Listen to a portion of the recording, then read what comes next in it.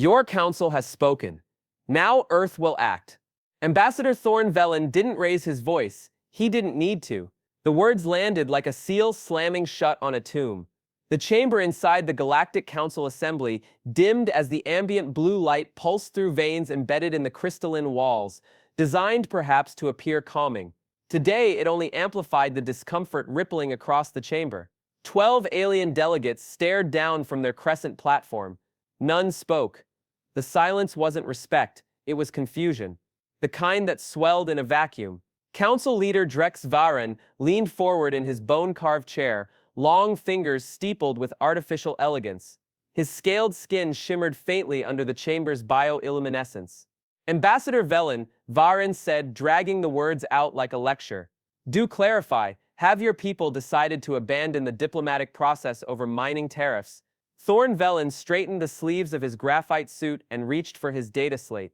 Not once did he glance up at Varen's smirk. His hands moved with the calm rhythm of inevitability. He closed the slate, locked it, and placed it carefully back into its case. Our efforts have been noted and dismissed. There is nothing left here for us to discuss.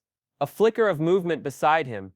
Envoy Merrick Tarn, seated silently throughout the proceedings, powered down his laser plasma display. Behind them, the rest of the human delegation, technologists, trade analysts, and legal advisors, began securing their files in perfect coordination.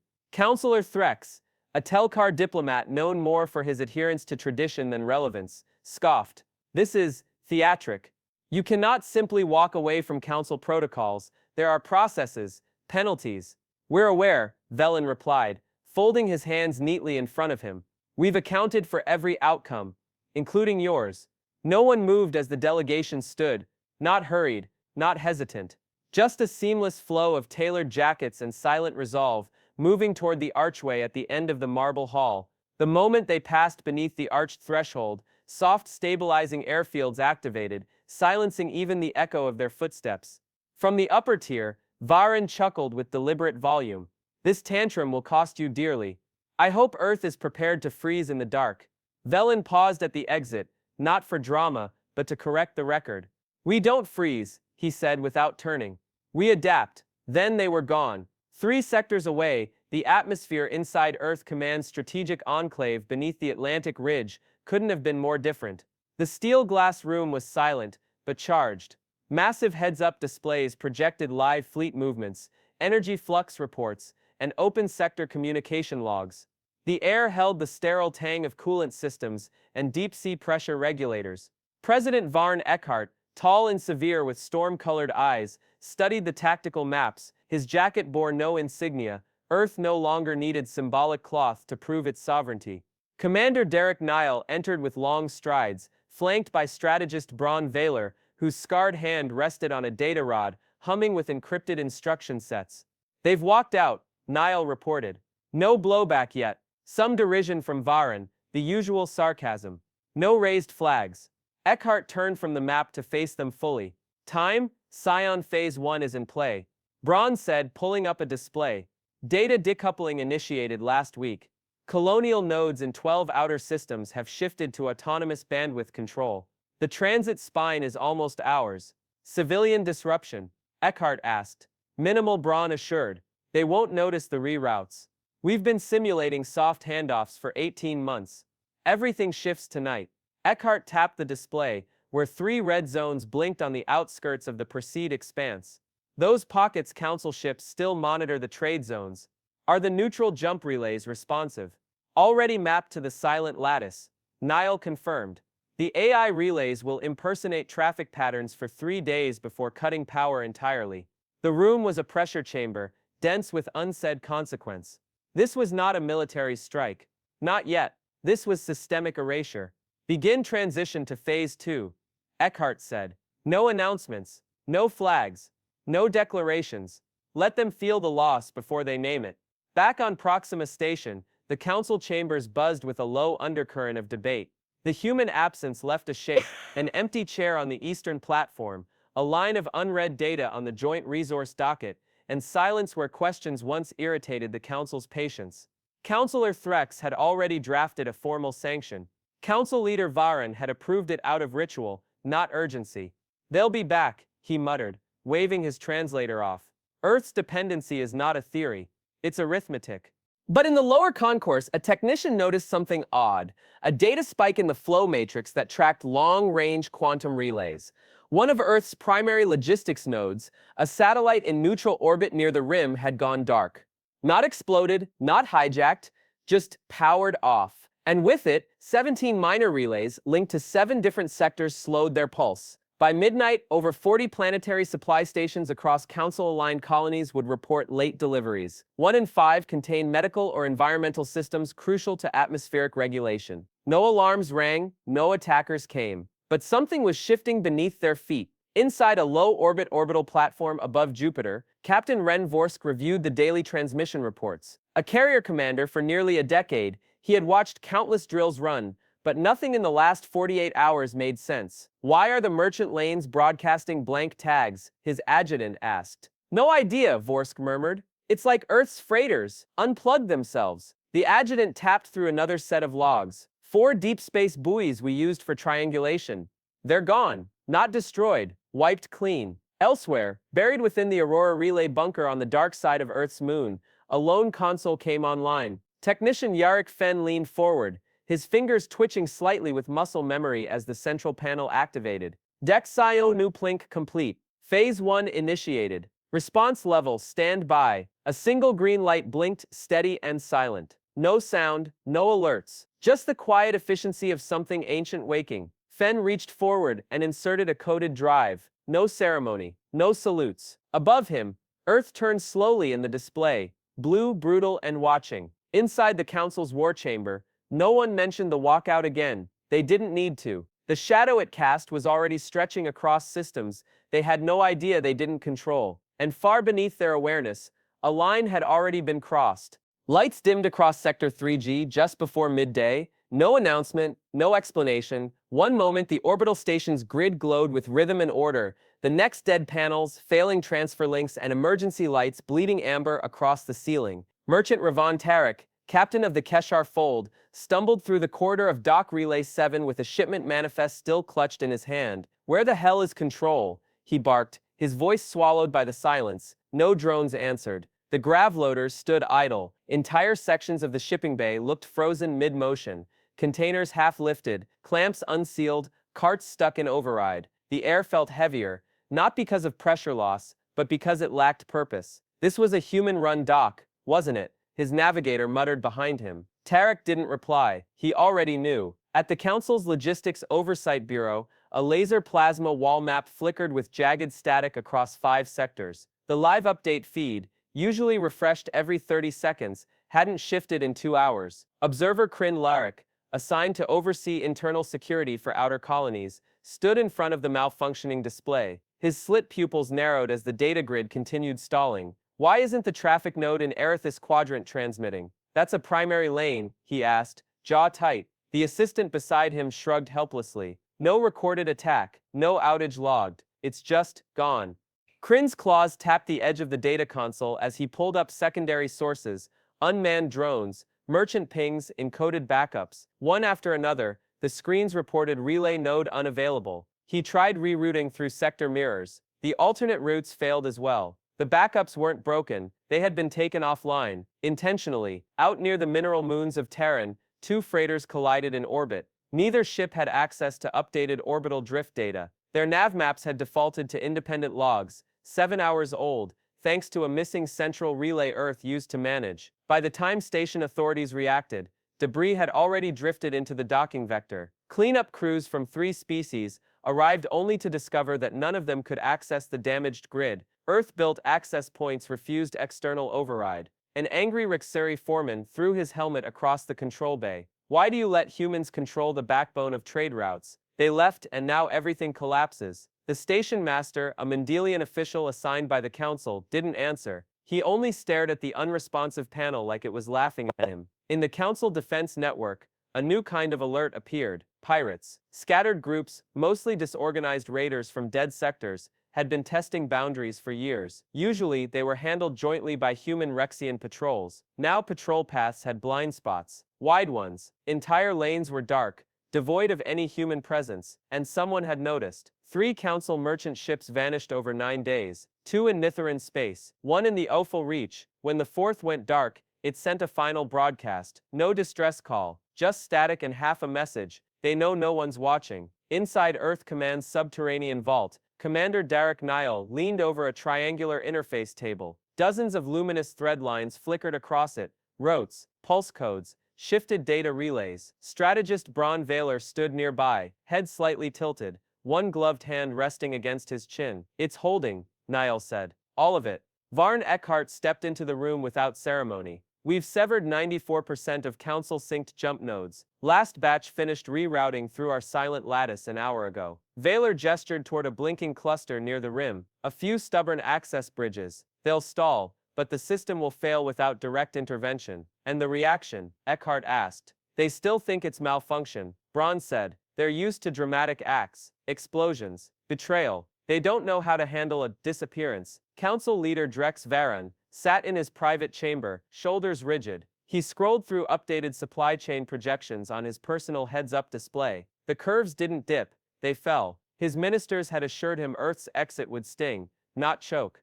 Now border colonies were rationing medical shipments. Terraforming shipments for a new settlement on Kirholvasikin were halted because the biosystems depended on enzymes only cultivated in Terran labs. At first he blamed Council oversight. Then he asked the wrong question out loud. Where is the fault in our redundancy? The answer came silently. None. The redundancy was human. A hidden maintenance drone on the edge of Council territory powered down. Inside its core, a command string executed its final line of code. Relay node terminated. Authorization, Sion Gray. Far away, the ship Crizzle Flare, carrying over 7,000 passengers en route to a medical conference on Ventralis, stalled mid-jump due to destabilized coordinates. Emergency rerouting failed. The backup grid Earth maintained was offline. 23 hours later, search teams found the vessel orbiting an uncharted asteroid. Fuel drained, nav beacon fried. The captain's report was short. No attack, no collision. Just nothing to guide us.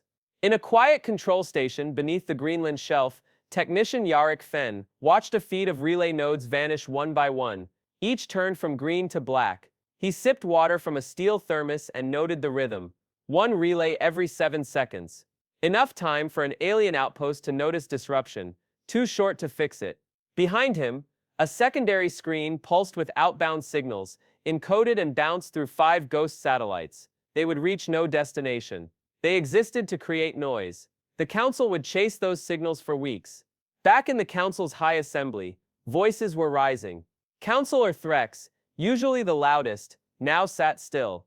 A report from Tarson Colony confirmed that one of their atmosphere regulation domes had lost calibration. A software update failed to deploy. Why? Because the update servers had been hosted quietly on Earth-owned bandwidth. Across the chamber, more screens turned red. One representative shouted. Another demanded emergency funding. Why are we so entangled with a species that barely qualified for diplomatic entry 30 years ago? Someone answered him with a simple truth. Because they built the spine and we never checked where it ended. The room inside Earth Command remained dark, lit only by the soft glow of real-time data. Commander Niles stared at the main feed. Red, blue, and gold strands representing shipping flows, now twisted and pulled apart, like muscle torn from bone. It's not war, he said quietly. Braun looked up from his station. Not yet. Eckhart didn't speak. He simply watched. Then finally, he nodded once. They'll scream before they think. Let them. Far beyond, in half-lit trade hubs and collapsing convoys, the Council began to feel what it never feared. Not attack, but absence. Earth hadn't struck them. Earth had left them exposed. Council Sector Patrol Group 9 didn't receive a distress signal. They didn't trigger one either. They simply disappeared. 7 vessels, 6 scouts, 1 command ship, all fitted with multi-layered cloaking. None returned. Not a fragment. Not a comm pulse. No debris trail. No last transmission. It wasn't an ambush. It was an erasure. At 0700 Council time, High Command marked them overdue. At 1300, a recovery alert was dispatched. By 1800, nothing had changed. By midnight, Sector 9 was flagged with a rare classification code, silent return unlikely. No one said it aloud, but everyone thinking tactically arrived at the same possibility. Earth knew they were there, and let them vanish. Admiral Kane Dross walked the catwalk above Bay 12, boots echoing against the brushed alloy as weld sparks flared below. A massive chassis, 4 hulls deep, stretched in the chamber beneath him, its armor veined with dark plating the Council had never catalogued. "This one's ahead of schedule," his engineering officer remarked. "Good," Dross said without slowing. "We'll need ghosts of our own soon." Across the asteroid belt, inside 6 hollowed planetoids, Earth's fusion-forged shipyards had come online for the first time in decades. These were not retrofit facilities. These were sealed chambers built in silence, entirely hidden from Council orbital scans, masked by interference nets and asteroid drift patterns, too irregular for automated survey drones. Humanity hadn't started building. They had started unsealing. Each of the dreadnoughts under construction followed a modular pattern: interchangeable chassis cores, extendable decks, stackable thruster pods, and variable payload sections designed to adapt in orbit. Every piece slotted into a combat framework that could be altered without dry dock. None of the alloys were in the Council's trade registry. Earth had mined them deep beneath quarantine zones, forged them with heat wells powered by Fischer reactions, and processed them in zero-atmospheric cells long off the galactic books. "Any word from the probe nets?" Dross asked. The officer shook his head. 2 scout clusters pinged the perimeter near Saturn, but never crossed. "They will," Dross muttered. "They always do." High above Neptune's rings, a Vrexian-class reconnaissance vessel floated inside a stealth pocket. Its hull shimmered between visibility layers, vibrating against the particle veil that shielded it from known sensors. On board, the observation specialist toggled through tracking metrics. "Still no thermal trace from Earth's relays," he reported. "They're either cold or cloaked beyond range." The commander, an old Telkar tactician named Olver Nex, narrowed his gaze. "You think they're hiding?" The analyst hesitated. "No, I think they're waiting." A silent alert blinked in the corner of his screen. Passive scan returned. Tracking signature, unknown trajectory, locked source, unregistered orbital platform. The ship's alarms never sounded. The commander's final words were cut short by a bloom of white light that sliced horizontally through the ship's midsection. There was no explosion,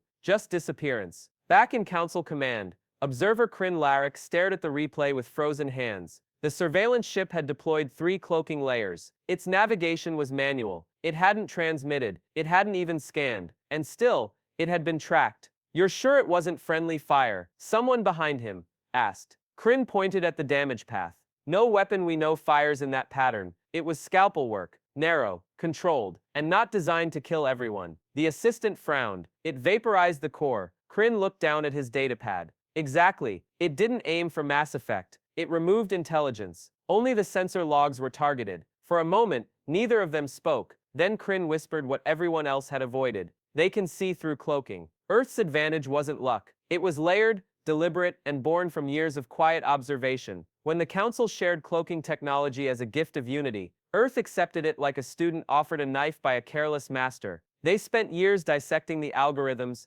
studying how resonance fields bent local light, how vacuum phase modulation created displacement shadows. They reverse-engineered it quietly, isolated weaknesses, and developed quantum interference nets. These nets didn't track heat. They didn't follow energy signatures. They listened to the absence of information. Where there should be nothing, they mapped movement, not magic. Pattern analysis. And now every cloaked ship the Council sent was walking through a blind room with footsteps made of thunder. In the orbit of Charis Minor, a secondary cloaked patrol ship watched a trading station from a distance. It wasn't looking for sabotage. It was trying to prove Earth hadn't infiltrated it. It never even saw the satellite that tracked it from above. The interceptor array didn't fire. It didn't need to. Instead, it broadcast one packet. "Your location is known. This space is under observation." When the ship's command crew decrypted the message, their sensor feed shorted out for 5 seconds. When it returned, the same message appeared on every station. No demand, no ultimatum, just awareness. In the chamber beneath Earth Command, Dross stood before a field screen showing the expansion of Earth's orbital fleet. The new dreadnoughts shimmered with incomplete hulls, like deep-sea predators waiting to surface. Strategist Braun Vaylor joined him. "The scouts are disappearing faster now." "They think we're bluffing," Dross replied. Braun exhaled through his teeth. "Not anymore." "What's the read on Council tech adaptation?" "Static," Braun said. "They still rely on their standard pulse jammer cloaks. Their intel branches never considered that our satellites could analyze gravitic lensing. They assumed we lacked the computational density." Dross glanced toward the growing fleet beyond the viewport. We were never lacking, just waiting. In council chambers, council leader Drex Varon paced behind his podium, tail twitching with irritation. We need verification before assuming Earth is intercepting cloaked assets. The disappearance of vessels isn't a coincidence. Kryn Larrick interrupted from the lower platform. Our surveillance ships are being observed mid-cloak. They aren't being destroyed. They're being erased, surgically. Varon's eyes narrowed. Then send a heavier vessel, one with deeper masking. We'll test the field ourselves. Counselor Threx leaned in.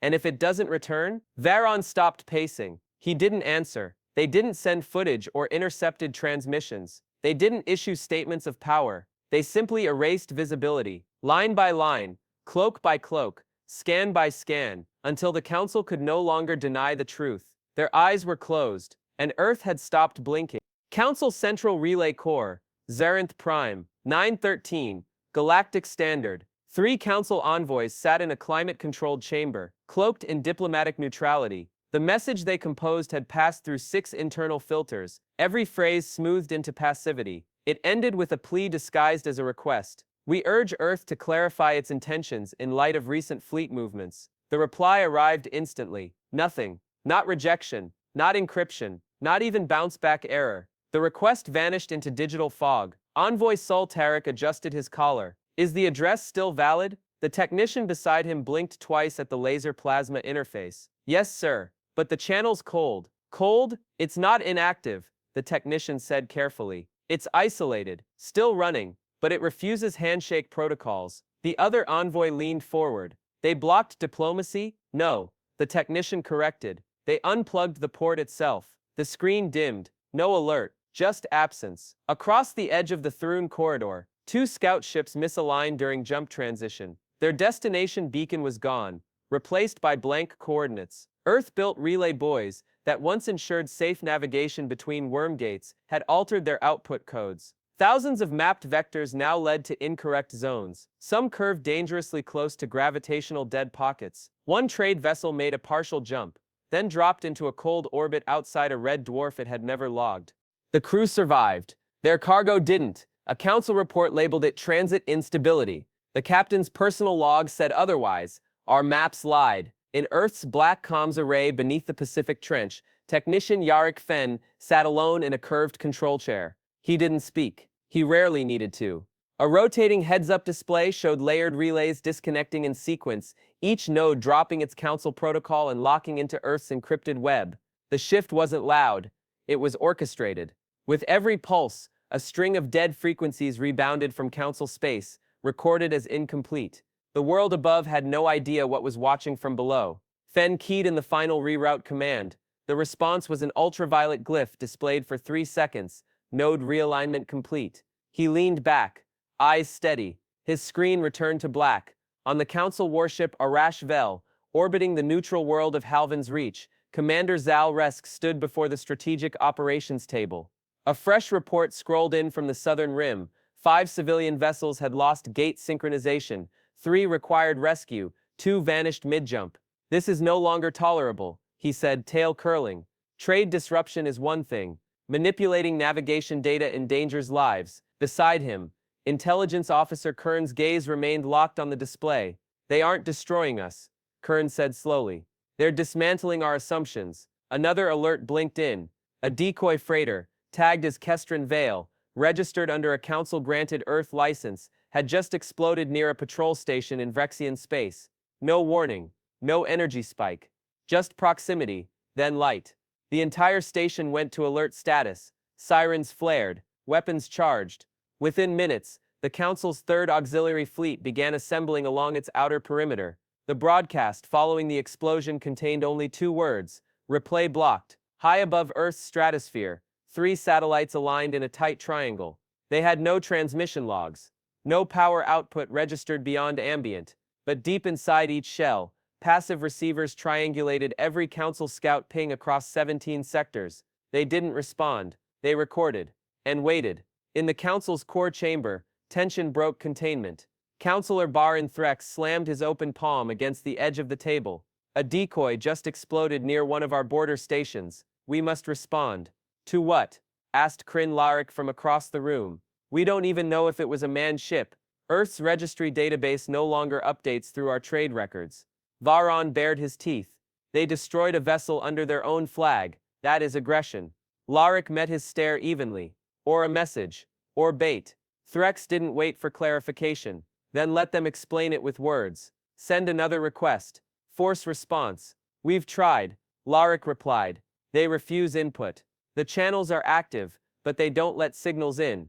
Then push in harder. Varon turned to the command liaison. Mobilize a scout wing. Set patrols just beyond Earth's safe perimeter. Monitor closely, but remain hands-off unless fired upon. The room hummed with movement. Orders typed. Paths loaded. Ships readied. None of them saw the other message waiting quietly on the hidden system logs.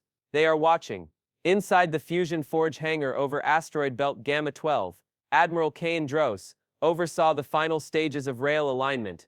The first dreadnought, codenamed Vanguard Echo, rested in stasis clamps, her segmented hull, stitched with interceptor cannons and quantum grid breakers. Braun Vaylor entered, carrying a shortwave burst stick. Council just sent 6 ships into monitoring range, he said. Dros didn't look up. Distance, 3 light minutes off Pluto's axis. They're using directional silence. Think we can't see them. Dros keyed in a command. A feed opened above them. 3 triangulated dots pulsing gently across a black screen. Confirmation, Braun asked. Visual, infrared, gravitic trace. They're bleeding heat like amateurs. Braun nodded.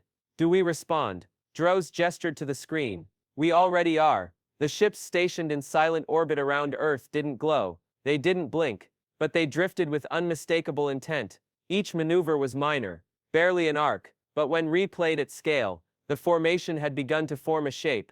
A crescent, then a half circle, a wall. It wasn't aimed at the Council ships. It was aimed between them, as if watching where they looked, as if framing something they hadn't yet seen. Council Forward Command issued a new directive. Continue surveillance. Do not provoke. But on the edges of every outpost, captains began acting independently, doubling scans, rerouting ships, launching microdrones. They no longer believed this was political tension. This was something else. And in quiet rooms on neutral worlds, merchants began rerouting contracts. Some even sent feelers to Earth's blacklisted markets. The message was becoming clearer. Earth wasn't asking for recognition. It had stopped explaining itself. Below the lunar crust, Fen adjusted the last data string. Earth's information grid had completed its turn inward. The entire network, civilian, military, economic, now moved without Council dependency. Invisible, untouchable. He typed in a single command. Initiate mirror scattering. Active dozens of false broadcasts flared across the galaxy. Ghost signals, rerouted logs, fake transit echoes. They moved like traffic. They looked real. They spoke in Council dialects. But none of them led to Earth. They led away. 3 weeks after the explosion of the Kestran Vale, a Council frigate near the edge of Sol's territory detected a brief flicker, a ping bouncing off an abandoned jump gate once co-managed by human engineers. It read, "This channel is under silent review. Please hold for instruction." No instruction came, only silence, and behind that silence, the soundless weight of something watching. Contact in 40 seconds. No visual, no emissions. They don't know we're here.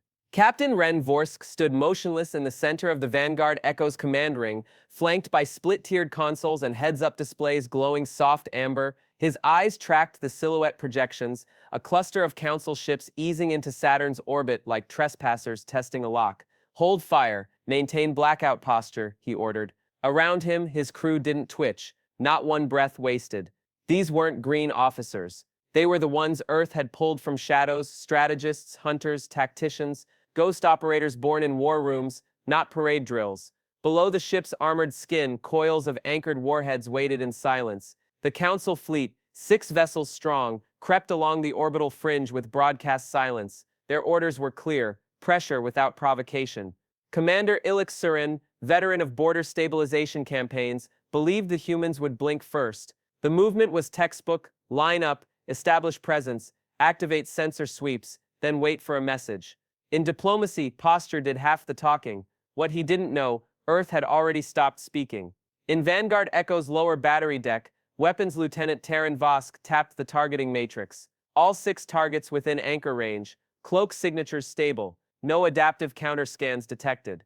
Vorsk's voice was low. Run coil cycle 3. Charge only. The deck lights darkened to red. Fisher capacitors folded open like lungs drawing breath. Then launch anchor sequence. Quiet strike. 1 per hull. Fire when synchronized. 7 seconds passed. Then the ship gave no lurch, no recoil, just release. 6 quantum anchor missiles slipped from their cradles like shadows leaving a wall. They moved faster than any visual trace could follow. No propulsion bloom, no trail, just displacement shock that rippled briefly before vanishing. The Council ships never saw them coming. One by one, their hulls seized, anchor warheads attached without detonating, clamping magnetograv locks directly onto key propulsion junctions. Engines stuttered, stabilizers cut, artificial gravity turned brittle. Inside the Zarthus blade, Commander Seren grabbed at the edge of his console as the deck pitched. "What happened?" he shouted. His engineer scrambled to respond, but the diagnostics made no sense. No weapon strike, no heat surge, just anchor signal, he whispered. Unknown origin, all systems reporting interference. We've been locked. Then the static hit. Across all 6 vessels, comms died simultaneously. Sensor arrays froze. Internal links flooded with white noise. Every alert triggered at once. Lights flickered as redundancy protocols looped. Then a final silence settled, complete, synthetic, and suffocating. They were adrift, entirely. Above them, Vanguard Echo adjusted course with delicate thrust. From its dorsal hull, a bank of plasma silencers rotated downward, flat, rectangular, and sharp-edged like blades made of refracted glass. They fired not with noise, but with erasure. Each blast, invisible to standard optics, sent paralyzing energy bursts directly into the communication cores of the Council ships. No fire, no wreckage, just cold disablement. In 38 seconds, the fleet was rendered inert, not a single life lost. Every system on board remained intact, except for those that could talk. Back in Earth's lunar control vault, Admiral Kayan Dross watched the synchronized playback. 6 dots, 6 silences, 6 rendered husks now drifting around Saturn's rings. Strategist Braun Vaylor stood at his side, one brow slightly raised. "They'll know now." "They were supposed to," Dross replied. "They needed to feel it, not see it." On the overhead wall, a new message appeared, generated from the Echo's onboard relay system. Encrypted, compressed, transmitted through 3 relay satellites in Council-occupied space. It read only, "We see you now." Inside the war chamber of Council Corps Command, chaos brewed. Technicians shouted over each other. Commanders barked requests into dead channels. Every secure line to the Saturn recon fleet had failed. "Are we under attack?" shouted Counselor Threx, claws tapping against the arm of his chair. Observer Kryn Larrick stood back from the crowd. "No wreckage. No life loss. All ships are disabled, not destroyed." Varon bared his teeth. "They jammed us? They dissected us," Larrick corrected. Quietly. "Precisely. And you're sure it's Earth?" The chamber lights dimmed. A feed burst onto the wall. A single glyph repeating in all Council dialects. "We see you now." Onboard Zarthus Blade, Commander Saran floated within the darkened bridge, gravity flickering on and off in confused bursts. His officers had resorted to handwritten logs, cycling them through emergency internal messengers. One of them had cracked the terminal shielding, only to find every outward communication relay overwritten by a 7-second audio file. A voice, calm, unmistakably human. This was the first time. It doesn't have to happen again. The file ended. Silence resumed. Saran closed his eyes. He knew it was over. Not the war, but the illusion. 3 sectors away, the Council began evacuating forward surveillance stations. Border patrols retreated to secondary orbits. Internal networks redirected sensor loops inward, away from Earth. Entire fleets were repositioned, not to strike, but to shelter. It wasn't fear of fire. It was fear of what else Earth had chosen not to do. In Earth Command, Captain Vorsk stood on the observation platform as Vanguard Echo completed its redocking maneuver. Below, the dreadnought's skin shimmered under orbital shielding. Its hull bore no emblem. It didn't need one. "You were surgical," Droz said behind him. Vorsk didn't look. "Surgeries for salvageable flesh. That was a biopsy." Droz nodded once. "No retaliation detected." "There won't be. Not yet." "Why not?" "Because they're counting what's missing," Vorsk replied, and realizing how much they never understood. Across Council channels, rumors spread faster than facts. No destruction, no deaths, just paralysis. Just a message. One diplomat whispered it into a closed session. They don't want war, he said. They want clarity. The others sat in silence. And for the first time, even Varon had nothing to say. The council's main chamber was no longer a place of order. Councillor Gore Velen of the Ortril Combine stood mid-floor, fists clenched as 5 translated voices shouted over him, some out of delay, others from pure indignation. The display above them glitched, casting jagged shadows across the floor. Charts, data streams, and comm feed archives stuttered like a broken memory. 40%, he repeated, voice now aimed above the noise. Earth controlled 40% of our AI-coordinated transit. Not shared, not leased, owned, silence followed, not respect, but raw calculation. Across the tiers, governors and planetary representatives exchanged messages through short-beam eye feeds. The reality, once distant and tolerable, had begun eating through supply reports and budget sheets like acid through shell glass. We are bleeding logistics, said Councillor Tris Macron of the Carth Dominion, motioning toward the laser plasma display as it flickered into a red schematic of collapsed transit lanes.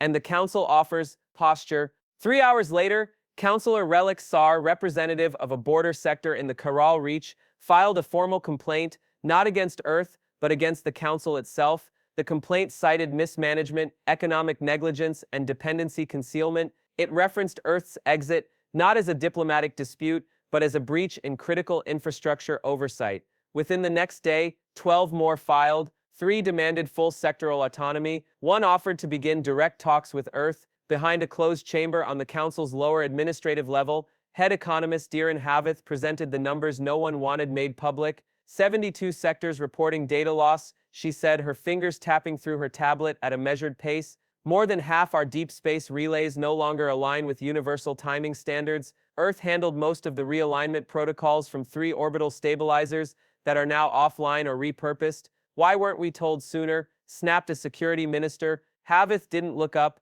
because you assumed Earth's compliance was a service, not a skeleton key. A side display flared to life, maps of trade bottlenecks, failed jump initiations, sectors where resource extraction facilities had gone silent because the remote firmware no longer recognized council credentials. She continued, voice even 35% of the deep field resource nodes depended on Terran calibration tools. 60% of cross-species encryption protocols used Earth's quantum parity systems. The projection shifted again, this time to lawsuits. Dozens, alien corporations had begun filing action against the council, some quietly, others very publicly, for failure to disclose the extent of Earth's control over the operational backbone of galactic commerce. This isn't a war, Havith said, it's a foreclosure. Council leader Drex Varon locked the chamber doors that evening without summoning his staff. He stood alone before the diplomatic channel terminal, watching as one after another of Earth's prior access points failed to engage.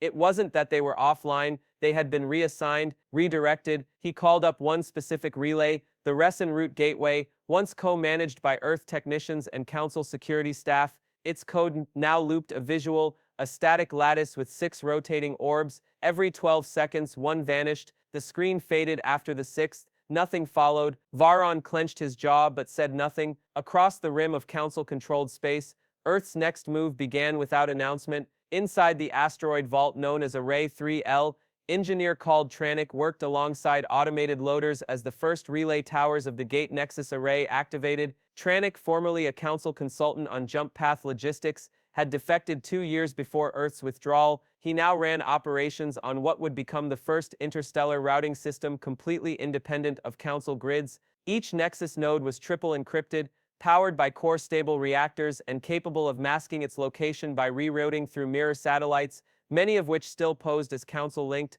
From a small screen embedded in the command station, a message pinged Gate Node 01, active route link encrypted, location concealed. Tranic smiled. They'll never trace it. In the tech courts of Nither Prime, a judge reviewed a case titled Chrysson Materials vs. Council Trade Authority. It alleged that the plaintiff had lost 80% of their raw material inflow because Earth survey satellites, still legally owned, had ceased transmission without formal notification. The Council's legal response claimed sabotage. The judge disagreed. Earth did not sabotage your contracts, he said. They simply stopped letting you borrow their keys. In Corridor E9 of the Council's data ministry, an aide passed Kryn Larik a sealed document with no return code. It was unsigned, unlabeled, and untraceable. It read, "We built quietly, you ruled loudly. Our silence was never weakness, it was patience." Attached was a list of sector nodes Earth had relinquished, each one replaced with a Nexus counterpart. Earth now operated alone. Kryn read the last line twice. You never noticed who ran the cables, only who held the microphone. On the moon Tyradon 4, a Council depot station lost 3 automated loaders in a supply routing loop. The AI responsible, licensed through Earth's hybrid codebase, had defaulted to a safe state when it lost its parity key. The technician in charge tried to reboot the system. It rejected his clearance. A full hardware reset failed. It simply refused to listen to anyone not from Earth. In Earth Command, President Varn Eckhart reviewed the latest construction timetables. He sat quietly while strategist Braun Vaylor spoke. Nexus nodes 4 through 7 are operational. We're linking 3 of them to inner colonies before week's end. They've stopped trying to trace the connections and their internal structure, Eckhart asked. Cracking, Braun said. One of their own governors reached out under encryption, offered trade in exchange for jump data. Eckhart considered this. Which sector? Does it matter? Braun asked. No, Eckhart said. It doesn't. In the Council's Diplomacy Bureau, an aide ran a final test on a new internal policy draft. He triggered the simulation. Projected result: 12 border territories would break neutrality within 60 days if Earth completed Nexus Link 10. The draft was deleted before it could be filed, not by a human, by an internal AI that once operated under Earth's protocol. It had simply recognized the code and denied access. 12 days of silence had passed since the Council's final envoy was turned away. The vessel sent to orbit Luna Station never received docking clearance. No weapons were fired, no message returned, just a reroute ping, looped through Earth's deflection net, and silence. Inside the Council's inner chamber, voices carried a different weight now. Gone were the confident projections and endless procedural formalities. What remained was fractured presence, power without direction. They're forcing the narrative, muttered Councillor Makran of the Kerth Dominion. They've made us irrelevant without even speaking. Council leader Drex Veron tapped his claws slowly on the edge of the stone console. They'll respond. Pride is never silent forever. But the silence had grown roots. On the 14th day, Earth spoke, not through backchannels or encrypted replies. It came as a planetary broadcast, piggybacked on an old Council emergency frequency used during sector-wide disasters. Every Council-aligned world received it simultaneously. Commercial terminals, traffic monitors, defense command bridges, even private entertainment feeds. There was no audio preface, no static, no anthem, just a signal pulse, clean and quiet. And then on every screen, Ambassador Thorn Velen, standing alone inside a neutral-toned command room, lit by the white-blue arc of Earth's moon. He wore no insignia, just a jacket zipped to the collar, and an expression carved in calm iron. This message is for the Galactic Council, he began, and for any system that still listens when silence carries weight. His voice was neither threatening nor pleading. It simply was, centered, immovable. For decades we asked for consideration, we offered collaboration, we compromised to belong. He paused. You mistook that for submission. The screen shifted behind him, an orbital feed from above Earth. Not static images, not projections. Live footage. A fleet, silent and vast, orbited Earth like a glimmering shield wall. Dreadnoughts, modular cruisers, interceptor rings rotating in perfect harmony. Behind them, massive factories hung in geostationary lock, churning with visible motion. You could see AI constructs crawling across hulls, adjusting, building, evolving. And beside it all, wraithy vessels, old warships, sleek, unfamiliar, once feared across Council history.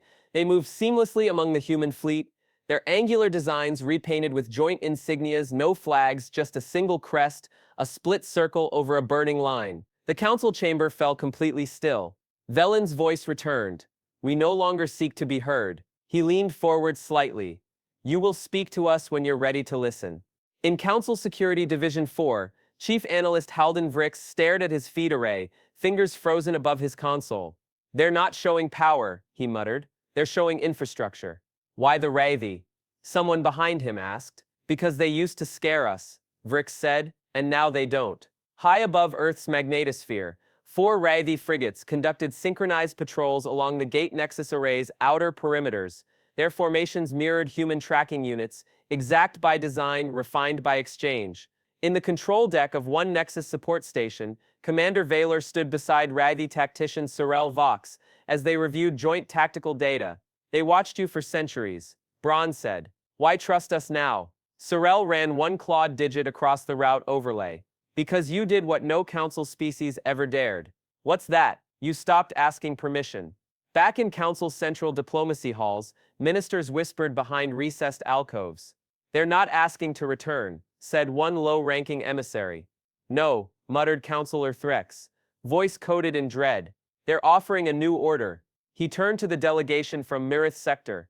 "The Raythi were our cautionary tale, a people who refused the Council. We used their name as a threat. Now they shake hands with Earth." The Mirith envoy said nothing, because they had already filed for economic inquiry into Earth's Nexus lane compatibility, quietly, without authorization. On Valter 7, a fringe planet known for orbital trade, the local jump gate lit up with a pulse code never seen before. It wasn't Council coded. It didn't match Raythi tags either. It was Nexus compatible. A single message followed: "Neutral contracts now open. No tribute required." By morning, 5 ships rerouted. By week's end, 23. Trade flowed. No tax markers attached. No Council presence required. No questions asked. In a decommissioned command suite beneath the Earth military bastion Vault Vesper, Admiral Kane Dros sat in silence as Ambassador Velen stepped down from the broadcast platform. Dros spoke first. "That was it." Velen nodded. "They don't need volume. They need context." "You think they'll answer?" "They already are," Velen said, gesturing toward a screen, showing sector trades shifting routes mid-transit. "They just don't want their own to see it yet." Within the Council's classified trade division, internal reports surged. 23% decline in exclusive gate use. 38 trade packs suspended pending route reassessment. 4 sectors requesting privatized encryption, not tied to Council keys. 12 minor systems issuing neutrality declarations. No news agency reported it. Because the Council hadn't sent any press briefings for 3 days, there was nothing left to frame. In a private room lit by an overhead lens, Kryn Lyric watched the broadcast again. He noted the frame-by-frame discipline: no threat gestures, no raised voice, no aggression. It was worse than that. It was indifference. He rewound the line again: "We no longer seek to be heard," and felt the Council's greatest error collapse under its own weight. On Earth's orbital ring, Commander Ren Vorsk walked through the hangar of the second Dreadnought batch. Crews from multiple colonies worked side by side with Raythi engineers. A young pilot approached. "Commander," he said, "we've received trade requests. Not from the Council. From independents. They're asking for shipment routes. Did we respond?" "Yes." "Good," Vorsk said. "Keep the door open." He paused. "But let them knock first." The Council would later issue statements, but none would erase what every screen had already shown. Earth didn't return. Earth had eclipsed. And now the stars would have to choose: listen, or be left behind. It began with a single vote. In the center of the Council chamber, the Vrexian delegate, long loyal, once vocal, stood and entered a vote of abstention on a trade embargo resolution targeting Earth. It wasn't defiance, it was exhaustion. Others followed. The Talari Union requested an immediate pause to all military movements. The Kyrith bloc withdrew from Council joint fleet exercises. Then came the blow that snapped the inertia. The Etheric Confederacy filed for independent treaty status, requesting to negotiate directly with Earth's diplomatic arm.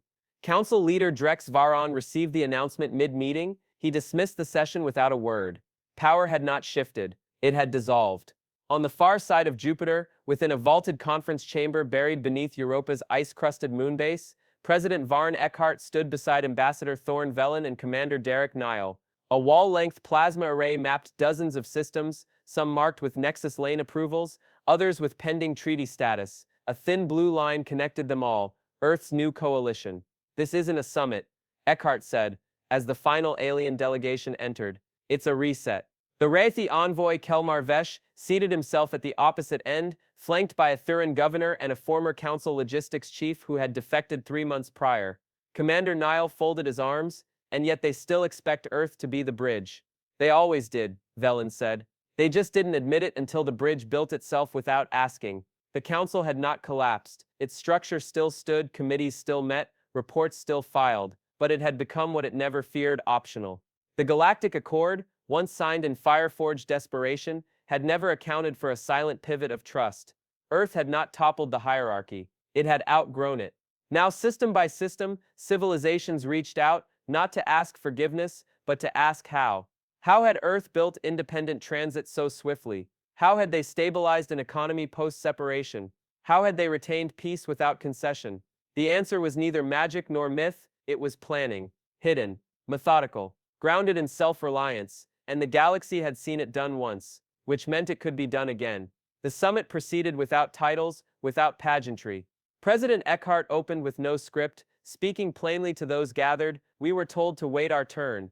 That stability required obedience, that unity meant hierarchy. She motioned to the screen where the council seal had once loomed. It was now replaced by a rotating model of Earth's gate Nexus. We disagree. One by one, the visiting representatives signed onto a revised treaty, not for shared governance, but for shared access. Trade without tribute, movement without inspection, security without subjugation. Each signature marked a quiet rebellion, not against the council, but against the idea that sovereignty required permission. Later that night, as the final drafts were encoded, Niles stood near one of the moonbase's observation decks. Through the glass, Jupiter's storms curled in endless motion. Thorn Velen approached, arms folded behind his back. "You think this holds?" Nile asked. "It has to," Velen replied. "There's no old system to fall back on, and if the council retaliates, then we do what we've always done." Velen said, "We outlast, we outbuild, and when needed we answer force with something heavier than fire." Nile smiled faintly. "Which is choice," Velen said. "Something they were never prepared to give." On Earth, news of the coalition reached the public through lasercast networks, streamed without filters. One moment they were watching relay diagnostics, the next footage of alien diplomats shaking hands with human officials under Europa's ice-lit sky. No parades, no cheers. Just understanding that Earth had finally stepped beyond diplomacy and into definition. At Council headquarters, reports arrived slowly. Some were encoded under obsolete clearance keys, refused by AI systems that had quietly rekeyed themselves after Earth's departure. One envoy from the Mendelian delegation found himself locked out of his own archive. A footnote on the system read, "Protocol aligned to updated interstellar hierarchy." He didn't understand it, but the machines did. Weeks later, the first Nexus-linked worm gate opened between Rathi space and a previously isolated Terran colony in Sector J9. Trade flowed unencumbered. Weapons were never discussed. Joint patrols formed without ceremony. Earth didn't demand loyalty. It didn't need to. It had become the center around which cooperation rotated. At the Europa moonbase, the final statement was signed into the new coalition record. A declaration of balance, not supremacy. Ambassador Velen read it aloud as it was broadcast galaxy-wide. "We never sought war, but we don't fear it. This is how peace will hold, from strength, not permission." He stepped back. President Eckhart closed the terminal. Commander Niles sealed the last encryption key. None of them spoke for several seconds, not because there was more to say, but because everything had been said. And so, the table turned. The council remained, but without weight. Its influence echoed more than it moved. Civilizations no longer bowed for inclusion. They negotiated for connection. Earth, once dismissed as a latecomer, now stood as the only power not built on control but on alternatives. Trade still flowed, ships still flew, but the galaxy knew the lines had been redrawn, not with warheads, but with intent.